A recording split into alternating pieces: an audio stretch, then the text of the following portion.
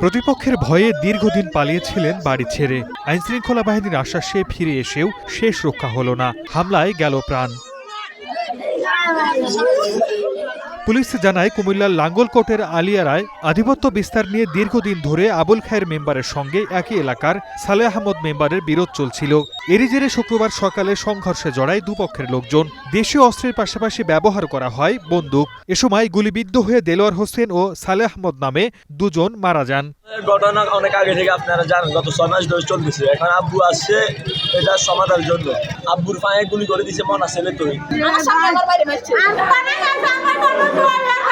খবর পেয়ে পুলিশ ও সেনাবাহিনী ঘটনাস্থলে এসে পরিস্থিতি নিয়ন্ত্রণে আনে।